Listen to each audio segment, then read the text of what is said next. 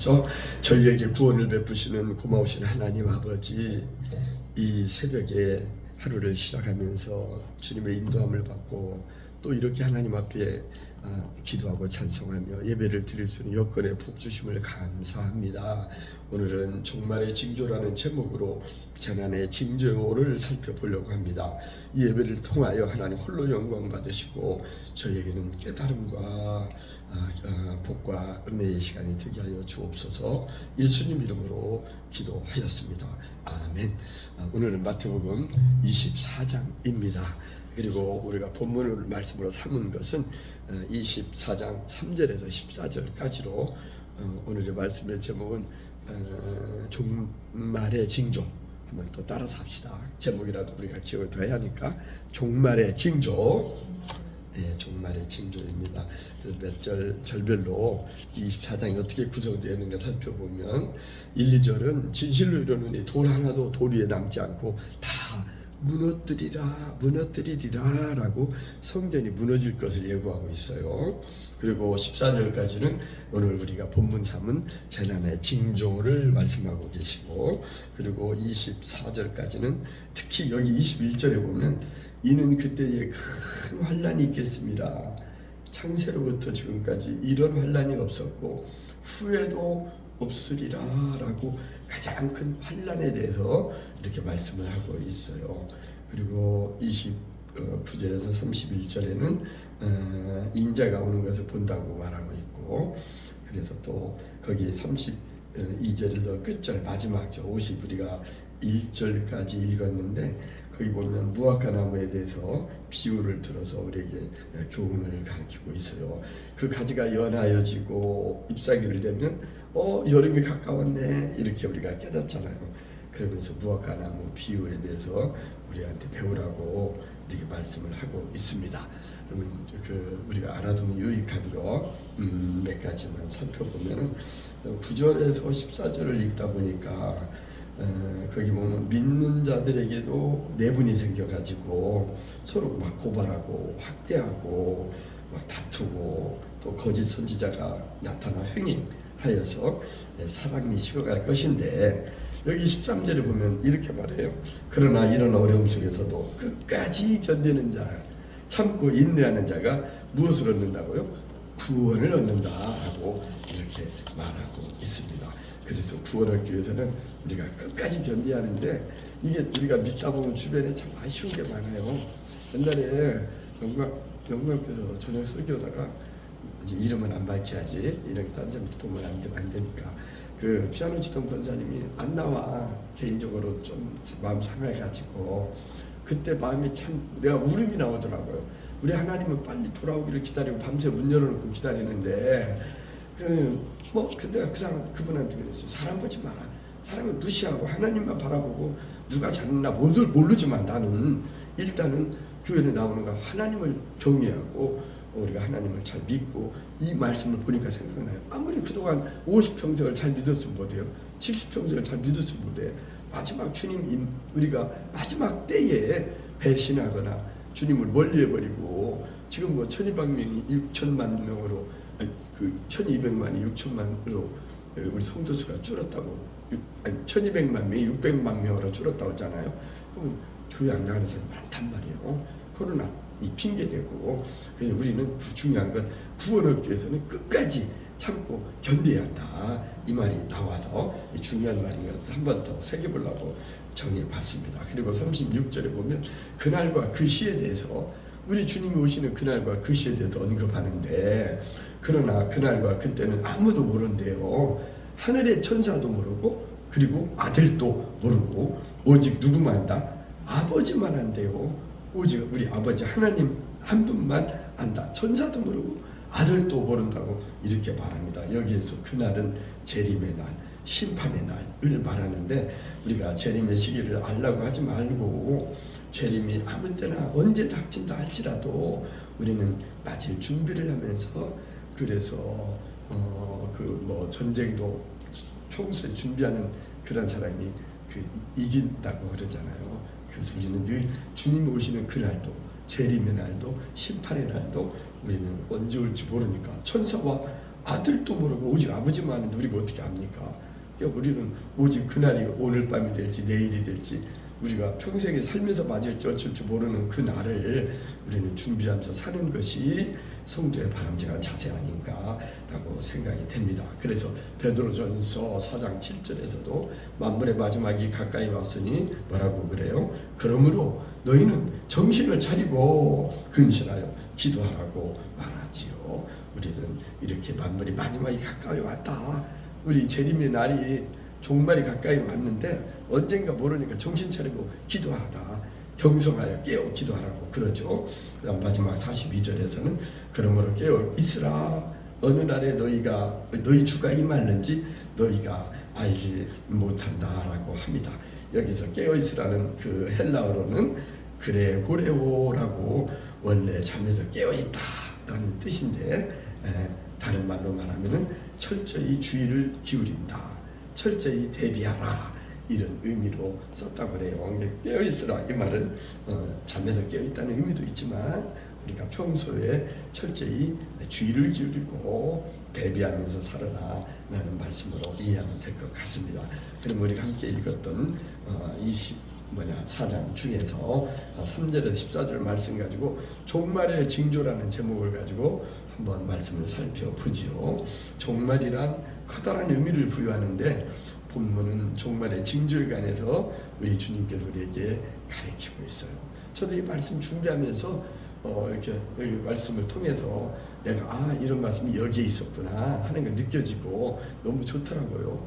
저도 좋아. 우리 이제 듣는 분들도 은혜가 되겠지만 저 준비하는 저도 말씀 준비하면서 은혜를 받습니다. 첫째는 여기 아까 색소폰 불었더니 이걸 사버렸네 보니까 거짓 선지자가 많이 나타난다고 그래요. 그래서 11절에서는 거짓 선지자가 많이 일어나 많은 사람을 미혹하겠으며 라고 이렇게 말을 해요. 그리고 30절에서도 그때의 인자의 징조가 하늘에서 보이겠고 그때의 땅의 모든 족속들이 통곡하며 그들의 인자가 무엇을 타고 오냐면 구름을 타고 능력과 큰 영광으로 구름 타고 오신다고 말씀을 합니다.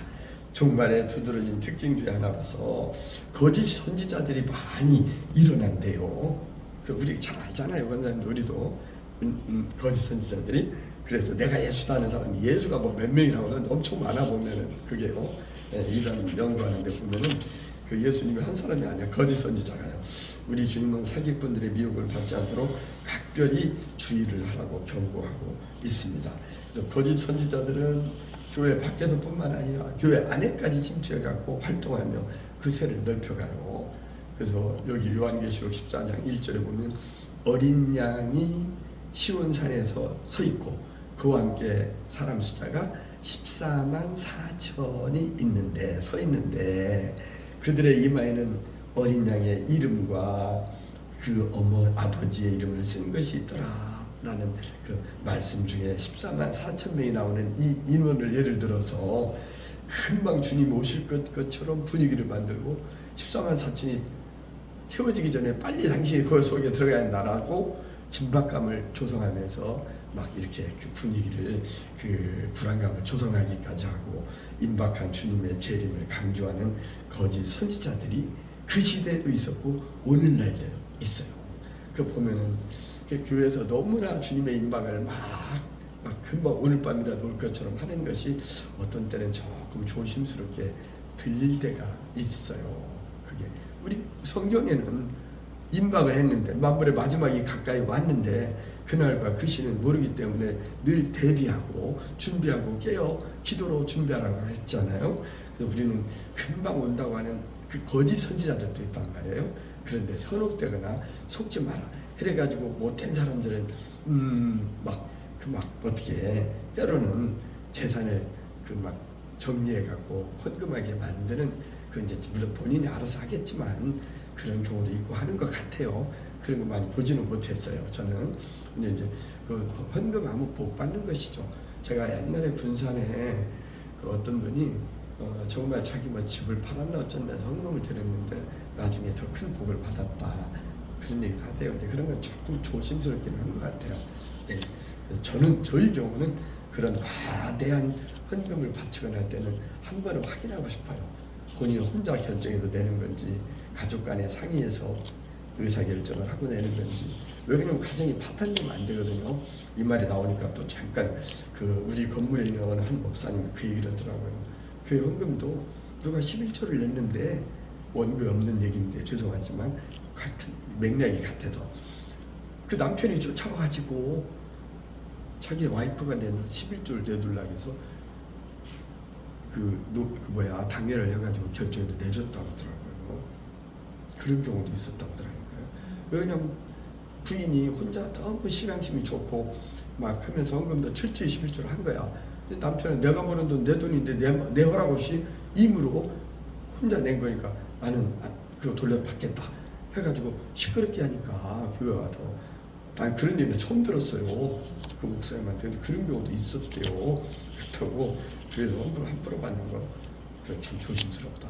제가 한번 그 얘기도 했잖아요. 어느 교회에 어느 누가 목사님 어디 여행 가볼 때 돈을 많이 준 거야. 100도 주고 이게 뭐 얼마 몇천이 된 거예요.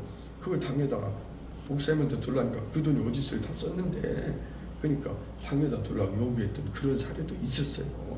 돈 돌려준 건 아닌 걸로 내가 기억을 하는데, 그래서 정말 하나님은 그런 헌금을 안 받을 겁니다. 하나님께서는 억지로는 헌금을 받지 아니하시고 그 마음에 정한 대로 기쁨으로 자진하여 드린 헌금을 받는다 하면서 한 고들한테 2랩돈을 헌금한 한 과부의 헌금을 높이 칭찬하잖아요. 그 정도로 해서 일단은 이 말세가 오면 종말이 오면 거짓 선지자들이 많이 드러난다. 그러니까 신천지라든가 또는 이런 그 하나님의 교회들 이런 이단들이 때로는 우리 믿는 이런 교회까지 이렇게 침투한대요. 그래갖고 말씀으로 따지자 공부하자 하면서 이렇게 자기네 교회로 오게끔 유도를 한다거나 어떤 때는 뭐 조그마한 약한 교회들을 삼켜버리고 먹어버리고 자기들이 그렇게 한다는 게 참 잘못된 거죠. 그 정도만 하고요. 둘째는 뭐냐? 그날에는 전쟁과 기근이 심해진다고 합니다.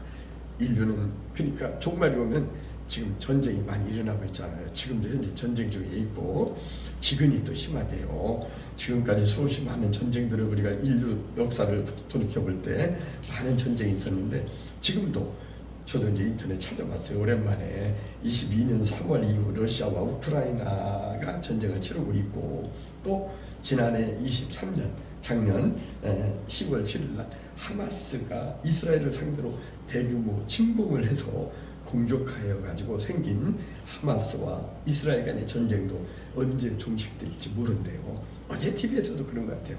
이게 그 전쟁이 끝날 줄 알았는데 더 확산되고 있답니다. 이스라엘에서도 무진장에 막 엄청나게 공격을 하는가 봐요. 그래갖고 차마 아나운서가 그래. 그 전쟁의 그 상황을 너무 징그럽고 막 그게 그러니까 보여줄 수 없을 정도라고 그러더라고요. 그런 화면은 안 나오대요. 전쟁이 극심한 상태에 달하고 있는 것 같은 생각을 해봤습니다.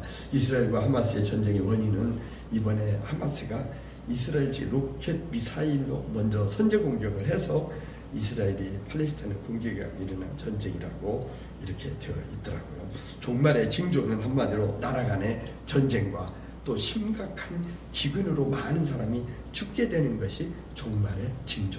그러니까 한마디로 말하면 주님 오실 날이 가까이 오면 전쟁이 일어나고 기근이 일어나는데 기근은 아직 우리 여기서는 잘 모르겠어요. 우리나라는 이제 먹고 살만하니까. 근데 못 먹고 아프리카나 이런 데서는 굶어 죽는 사람도 많이 있다고 해요.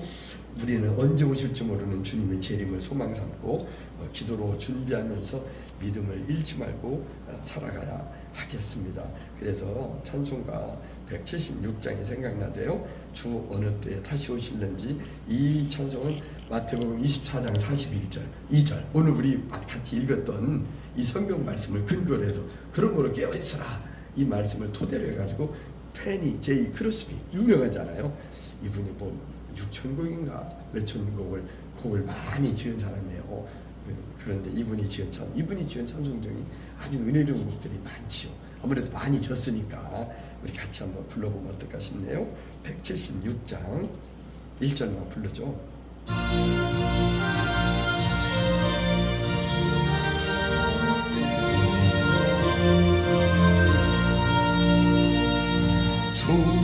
어느 때 다시 오실는지 아는 이가 없으니 등 밝히고 너는 깨어 있어 주를 반경하지라. 주 안에서 우리 몸과 마음이 깨끗하게 되어서 주 예수님 다시 오실 때에 우리 기쁨으로 맞으라. 여기까지만 하죠. 오늘 참 너무 이 찬송이 그러니까 기도하고 똑같아요. 곡조부터는 기도라고 하잖아요.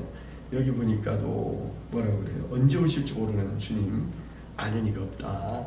아까 천사도 모르고 아들도 모르고 오직 아버지만 안다고 했듯이, 이 찬송이 참 그 성경을 잘 그 성경 말씀을 토대로 지어졌으니까 그렇지만은 우리는 늘 깨어서 주님 만난 성도로서 언제 오실지 모르는 주님 우리가 기쁨으로 맞이할 수 있도록 늘 준비하자, 이런 찬송 은혜로 왔습니다. 우리가 많이 부르지는 않는데 우리가 176장 그런 의미에서 한번 불러봤어요. 우리가 주님 언제 오실지 알 수 없지만은 몸과 마음을 깨끗하게 준비하다가 주님 오실 때 우리가 기쁨으로 맞이할 수 있도록 합시다. 그리고 마지막, 종말이 오면 세상에 많은 사람들은 시험에 빠집니다. 그날이 가까울수록 세상은 윤리 도덕이 무너지고 무질서하며 심각한 위기를 맞게 된다는 것입니다. 타락한 사회, 미움과 불신으로 가득하게 되고요. 또 주님께서는 마지막 때에 소돔과 고모라 성이 더 견디기 쉽다라고 비유의 말씀으로, 그러니까 종말이 오면 소모라와 그 소돔과 고모라 성이 무너질 때 종말의 고통이 컸는데 그거보다 그게 더 견디기가 쉽다는 거예요. 그러니까 상상이 가잖아요. 누가복음 22장 46절에서는 우리 주님은 이렇게 말합니다. 이르시되 어찌하여 자느냐, 시험에 들지 않게 일어나 기도하라고 이렇게 말씀하네요. 이제 말씀을 마치겠습니다. 종말의 징조에 관해서 교훈하신 말씀은, 첫째, 거짓 선지자가 많이 일어난다. 우후죽순 막 생긴다는 것이죠. 그리고 그날에는 전쟁과 기근이 심해진다. 근데 요즘 보면 아까 얘기했듯이 두 나라의 러시아와 우크라이나 전쟁, 또 이스라엘과 하마스의 전쟁을 예를 들었는데, 이런 전쟁이 일어나고 또 기근으로 많은 사람이 죽어간다는 거예요. 그 종말이 오면 세상에 많은 사람들은 시험에 빠집니다. 우리 성도들은 종말이 가까운다는 것을 징조가 보일수록 믿음을 굳게 하고 성경의 예언이 성취되어 가는 것을 성찰하며 끝까지 참고 견디는 자가 구원받는다는 확신을 갖고 웬만한 괴로움이나 시련이나 고통이나 우리를 회방하는 사단의 방해가 있을지라도 우리는 넘어지지 말고 중단하지 말고 포기하지 말고, 그럴수록 우리는 정신을 차려 기도하며 승리하는 우리 모두가 되기를 간절히 바랍니다. 축도로 마치도록 합시다. 이제는 교회의 머리 되시는 우리 구주 예수님의 한없는 은혜와 아버지 하나님의 극진하신 사랑과 성령님의 역사하심이, 주님의 재림의 징조에 대한 안목을 갖고 살기 원하는 우리 성도들의 심령과 가정과 일터와 그리고 이 나라와 이 민족 위에 지금으로부터 그리고 저 북한에도 영원토록 함께 하시기를 간절히 축원하옵나이다.